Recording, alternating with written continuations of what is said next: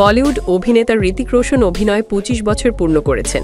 এবার অভিনয়ের পাশাপাশি ক্যামেরার পেছনেও নিজের অবস্থান শক্ত করছেন তিনি। ক্রিশ 4 এর মাধ্যমে পরিচালক হিসেবে আত্মপ্রকাশ করবেন ঋতিক, পাশাপাশি প্রযোজক হিসেবেও যাত্রা শুরু করেছেন তিনি। কাল কি কায়নাত মে ওয়েলকাম। জানা গেছে HRX ফিল্মস নামের একটি প্রযোজনা প্রতিষ্ঠান গড়েছেন ঋতিক রোশন। প্রতিষ্ঠানটির ব্যানারে একটি বড় বাজেটের ওয়েব সিরিজ নির্মাণ হচ্ছে, যা মুক্তি পাবে অ্যামাজন প্রাইম ভিডিওতে। ২০১৯ সালে মুক্তি পাওয়া ঋতিক অভিনীত আলোচিত সিনেমা সুপার 30-র সঙ্গে HRX ফিল্মস যুক্ত থাকেও তখন মূল প্রযোজক ছিলেন সাজিদ নাদিয়াদওয়ালা, অনুরাগ কশ্যপ ও বিক্রমাদিত্য মথুয়ানে।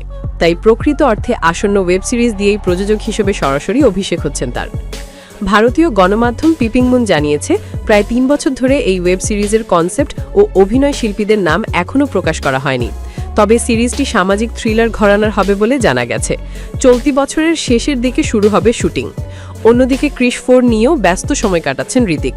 এক যুগ আগে মুক্তি পাওয়া ক্রিশ ফ্র্যাঞ্চাইজির চতুর্থ পর্বটি এবার পরিচালনা করবেন তিনি নিজেই।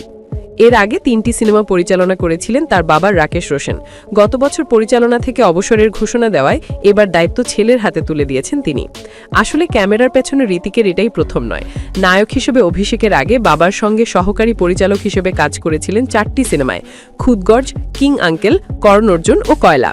ক্রিশ 4-এ এবার 3 চরিত্রে দেখা যাবে ঋতিককে: বিজ্ঞানী রোহিত, সুপারহিরো ক্রিশ এবং প্রধান খলনায়ক।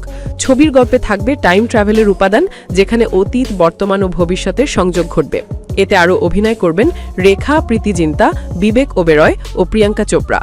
চলচ্চিত্রটির চিত্রনাট্য ইতিমধ্যে শেষ হয়েছে, বাজেট সংক্রান্ত জটিলতাও মিটে গেছে। আগামী বছরের মাঝামাঝি শুটিং শুরু হবার কথা। সবকিছু ঠিক থাকলে ২০২৭ সালে মুক্তি পাবে বহুল প্রতীক্ষিত ক্রিশ 4।